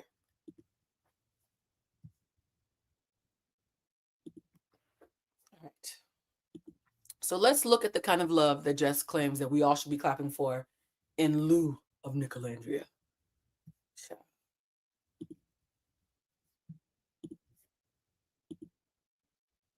From Love and Hip Hop Atlanta. That is a perfect.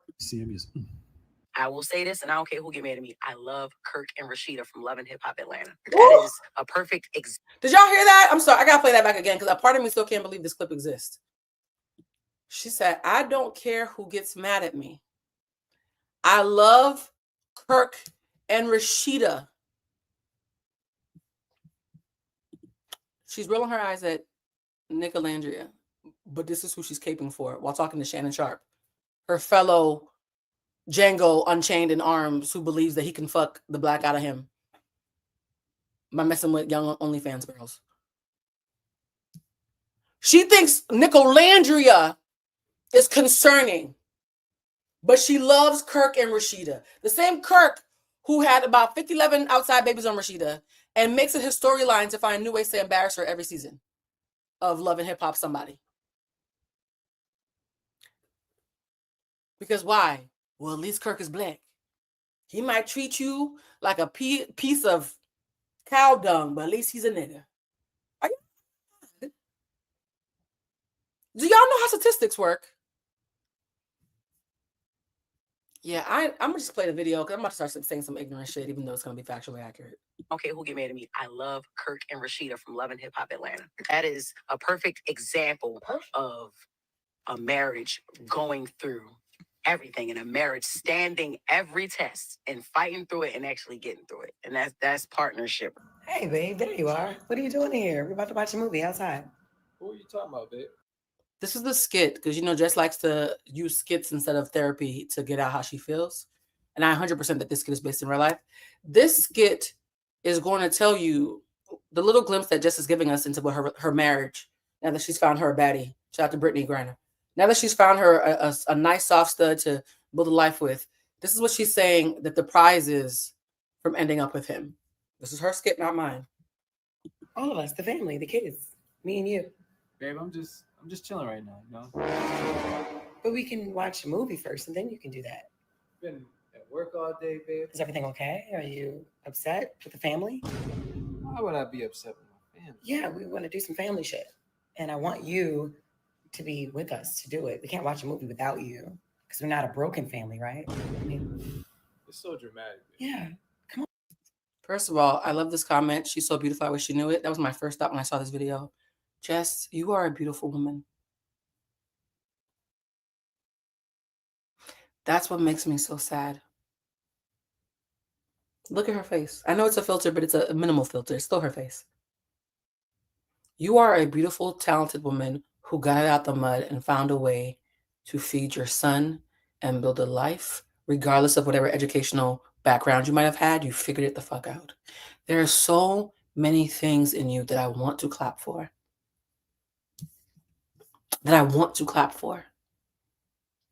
But you're so determined to be so ugly on the inside that it makes people see you on the outside the way you see yourself. And that is a shame. And now you're doing a skit about, for those who didn't catch on to the skit, because her skits are not very cohesive. In the skit, she's coming to her husband and saying, hey, I planned a family day. Can you join us? He said, I don't feel like it. She said, but I did all the work. All you have to do is show up. Why won't you join us? Do y'all hear that? I did all the work. I set everything up. All you have to do is be a warm fucking body. I did everything on my own, even though we married. Why won't you come out? And he says, stop being so dramatic. What's the clip that set off this Olandria hate? When Olandria said, I don't have to do anything. He just watches me, anticipates my needs, and he figures it out. Do y'all understand why she hates this girl? These receipts are just Jess talking for herself. I just work here. It took me 90 minutes of lightweight digging. I did work in investigative journalism for 10 years, so I have an unfair advantage. But it took me less than an hour, honestly. It wasn't even 90 minutes, because I was actually dancing around for a little bit. 60 to 90 minutes of lightweight digging to find these receipts. That's how on the surface the self-loathing is. Let's continue to hear her complain about all the ways that her husband is not as good as Nick. Her words. I mean, these are her words. Oh, babe. Okay, I'll be out there. No pressure, but babe. Oh, shit. What are you doing in here? We're about to go to the pool. We're waiting for you. So I already got the trunks on the bag. Taking a shower, baby. Pool. I know. Yeah. What do you mean pool? Because me and the kids are about to go to the pool and, you know, more family shit. And we're going to. Okay. Did Wait they ask if the kids say they wanted me to go or they wanted you to No, take I want you to come. I want you to. Why would I take the So do y'all see the skit?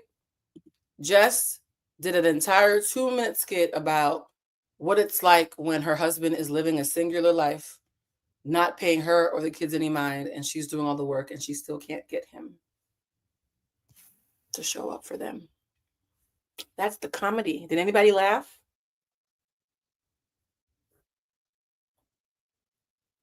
That's who is giving Olandria advice about how to find real love with the word real in cap locks.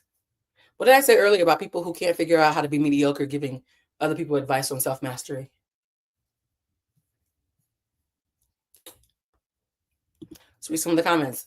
Somebody said, no, embarrassing. Oh, mind you, do you guys see how this is just speaking for herself? I'm not making nothing up. These are her jokes. This is her feed. These were all public. I didn't have to dig. And I apologize for the dark lighting. I'm literally in the walk-in closet of my hotel right now. That's why it's so dark in here. Somebody said, Blue, I only been here for 5 minutes. Oh, honey, you missed a lot. So, guys, I'm going to wrap this up because I got to go see my mother. I will just end it here. I did write a verdict because y'all know whenever I have a hypothesis, I like to make sure that I have my research findings. I know I'm a nerd. I apologize. Actually, I don't apologize. I like that shit about myself. All right. My verdict on Jess Hilarious is Jess hates Olandria because she has a deep-seated belief that women like them, her and Olandria, are never truly the prize to men and will always have to make concessions.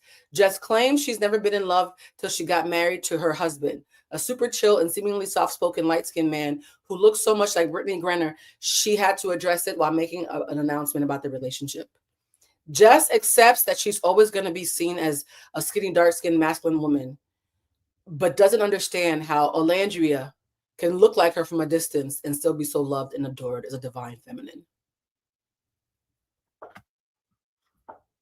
That's my encapsulation of why Jess Hilarious has disdain for Nicolandria. And it ain't got shit to do with Taylor. It ain't got shit to do with her being at the podium. It's self-loathing. It's easy to hate someone when they're reflecting back at you the parts of you that you have yet to make peace with. Every time I meet a fat girl who feels a way about me, I'm like, oh God, she's not comfortable with her body and she's annoyed that I'm comfortable with mine. All right, Blue, do we have grace or not?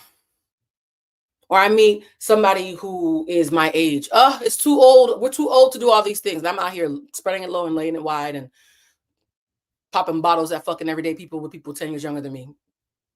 And it's not performative. I'm actually having a good time. Right? Every time I meet somebody who thinks weight, age, color, socioeconomic, even immigrants. I have so many immigrants who are like, Blue, how do you always somehow get away from diaspora wars? Why does nobody ever attack you for diaspora wars?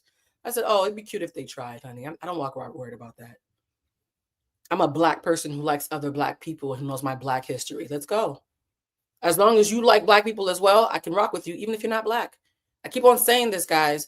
There are people who are Black who will sometimes, because of their own self-loathing, not racism, because Black people cannot be racist. We cannot, because racism equals bigotry plus systemic power. We're missing a whole second piece. Right? But there are so many self-loathing Black people who've ingested anti-Blackness that they sometimes end up being more dangerous than our white counterparts. Do you understand how brilliant anti-Blackness is that has convinced some of you to drink the poison without anybody else sending it to you? It is diabolical and brilliant simultaneously. And if you see who my friends are, they're all pro-Black, including the biracial and white ones. Me and Bridget Kelly are close because Bridget Kelly is incredibly fucking pro-Black. And she biracial. So what? She's still a Black woman to me. And she acts like it. And she fucks with us, right? And she knows when to recuse herself. There are certain conversations that Bridget will not have because she recognizes that being biracial means that she's a subsect of a subsect. And there are certain parts of the room that she doesn't traverse. Right? Part of understanding the scope of Blackness is recognizing when to tap in and when to tap out and listen. So I want to end this by playing a video that I posted. When did I post this? Child, I was at home in LA in my moo looking tired. I'm tired right now. And the video is called Why Nicolandria is Nothing Like Janae and Kenny. And I posted this video because you guys were blowing me up asking me to do a video on Janae and Kenny. And I wanted to be clear that Janae and Kenny ain't got shit to do with Nicolandria in my eyes. And I will never, ever, ever let y'all make me think different, even if they don't last. For anybody who's thinking, oh, I'm waiting for Nicolandria to break up so that Blue can eat crow. Honey, I'm too nuanced for that. Everything I say has nothing to do with where they end up. It has to do with where they are and where they started. A relationship doesn't have to last forever to be valid. How sad is it that you guys think that someone loving someone properly and healthily and enthusiastically doesn't count if they don't last forever? It's a sad way to move through the world. Are y'all really that small that you think that them breaking up would suddenly make everything else I said not make sense? Oh, you must be new here. Let's watch the video. Let's end on a high note, guys. This is the love that Jess Hilarious found offensive, even though she's a wheelbarrow. By the way, who's the one person who's not worried for Olandria? Me. Because y'all know I like the things to be on the record. I'm not worried for Olandria. I'm not worried for Olandria. What did I say earlier? Sometimes a BIPOC person can be harboring more anti-Black sentiments than a white person because they see us as competition. Kenny resented the fact that he had to be with the jigaboo in order to get clout. And that's why he had to humiliate her to his friends. He couldn't hold that in. He resented the fact that he had to be next to this dark-skinned Black girl. I know Black Dominican. He was so disgusted by her, he had to find a place to clown her because he couldn't do it publicly. Meanwhile, Nick is the complete opposite of a Kenny. And I saw somebody post this, I think it was like 2 days ago, and I wish I could find her video because I really, really wanted to reach out to her and ask her to come on live or at least post her video so you guys could go follow her. This young lady posted about how she went and watched back the entire season of season 7, only watching Nick because she wanted to see, do y'all have a point being concerned for Olandria? And when I read her thread, it made me go back to certain episodes, and she was right. This is what she said. She said Nick chose Olandria as the person that he wanted to get to know from day one, the first day, very first day, when there was no incentive, there was no hierarchy, there was no fan reactions, there was no politics. It was 5 minutes into them all meeting each other. He was already flirting with Olandria. And as soon as Ariana said, who do you want to kiss aside from the person you're coupled up with? He went straight for her. Immediate attraction.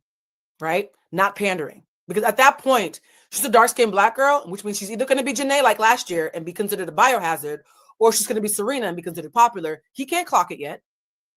So before he knew what anybody else thought of her, he himself thought, you are gorgeous. Right? And somebody said, okay, let's see you in a year. Oh, I promise you in a year, we're not going to find out that Nick was anti-black and only with Olandria for clout. We're not going to find that out in a year. So please, yes, in a year, we'll be able to say that Nick was not with Olandria just for clout, because Nick liked Olandria before she even had any. That part. So thank you. Yes, please come back in a year and bring my views up for being correct again.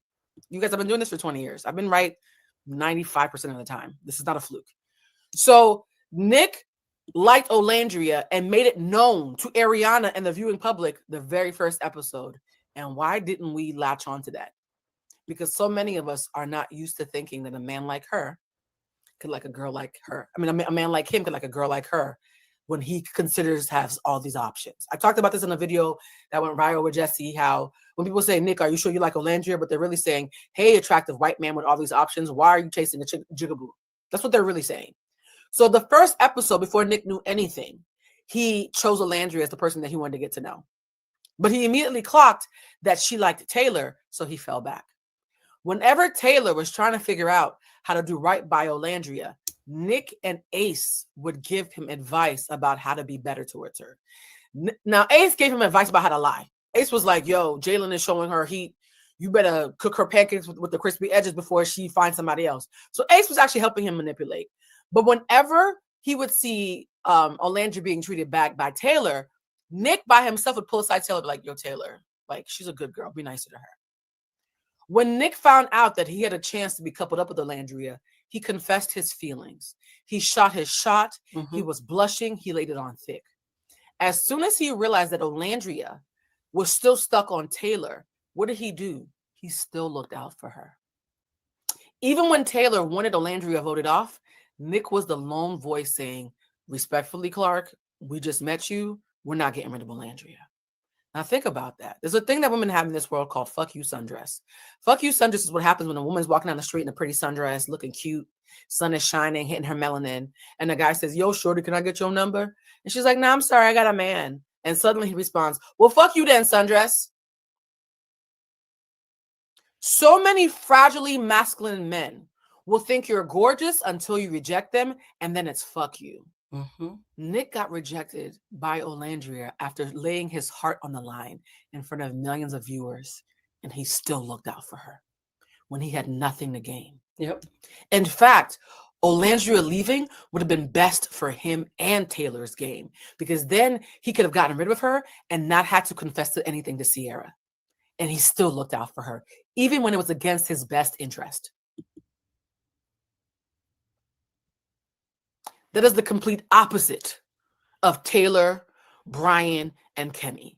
So I will die on this hill. The concern you have for Olandria, who was with a man who took care of her even when he could get nothing from her, even after she rejected him publicly, is not the same thing as Janae, who with Kenny, who was latching onto her when he needed her to stick around. It's not the same. Is there any nuance in the room? Oh. Nick does not play about Olandria. Yes, girl, say it. I posted in my last live with Dexter a compilation video. If you haven't seen that live, go watch it back. Even though it got a copyright strike, so I'm not going to make no money, but still. In that last live, they did a compilation of Nick on live, and one live, he was only on there for like an hour. Every time you asked him a question, the answer was Olandria. Nick, what's your favorite color? Olandria. Nick, who's your favorite celebrity? Olandria, because she's a celebrity. Nick, what did you eat today? Hopefully Olandria.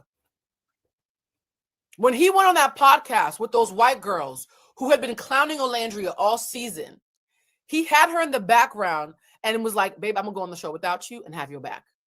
I watched that podcast, by the way, because I was like, Nick's about to go on a podcast where they've been dragging his girl. Olandria was not invited because they're racist. But like, why is Nick going on this show? Because I still am protective of Olandria, right? So I'm watching this show like, Nick, you better keep it cute. Don't disappoint me. Don't disappoint me. Nick came on at the 38-second mark. For anybody who wants to find it, I remember the exact timestamp. I do. At 38 minutes and 40 seconds, 40 seconds into the interview, he mentioned Olandria. Yep, he did. Those girls could barely say hello to him. They were like, oh, we like your meatball shirt. They were flirting with him. Oh, we like your meatball shirt. We heard you only had 6 or 7 shirts. That's why you had to borrow clothes from Taylor and everybody else. Are you going to go shopping? He said, Olandria's going to take me shopping. Nick does not play about Olandria, even if it means embarrassing other white presenting people when she's not in the room. A man who will have your back when he has nothing to gain. A man who will have your back even when people who he wants to like him are being crazy to you. A man who makes it clear that he does not play about you. That is who you invest in, regardless of color. Not my facial reactions to myself. Yeah, I was like, yeah, bitch, you better say that. And I was like, oh, wait, I'm the bitch. That's me. The way I can disassociate sometimes, because here's the thing, guys. I tend to disassociate when I watch my videos so that I can watch them through the eyes of objective critique and not just like liking my own shit. I will show you this. This is video. This is like 3 seconds long. And before we're going to wrap up, if you like this, can you please, guys, do me a favor before we wrap up today? Somebody said, when JH and Rashida and Kirk were a couple goals, I said she needs to hit therapy immediately. Ciao. Thank you for everybody who's sending us super chats. I will say this.